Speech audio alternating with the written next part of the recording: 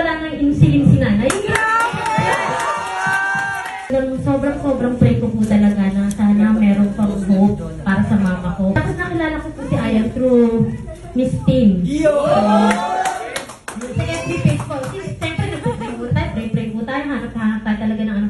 So, parang napakalakas po kasi ng dating sa akin na, di ba pag-pray muna natin, una pa nga, doubt pa ako kasi sabi, di ba, yung mga siyempre, maglalabas ka po ng ganito, bibili ako ng ganito, totoo ba to, iinumin kasi ng nanay ko, parang ganito po. So, maraming doubt. Pero sabi nga, pag hindi mo tinry, paano mo malalaman? So, yun po, tinry ko muna siya ng 5 bucks.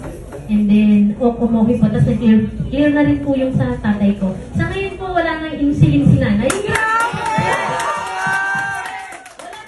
Tapos nagulat kasi, usually po kasi binabawal po yung mga herbal, di ba? Ganyan ba?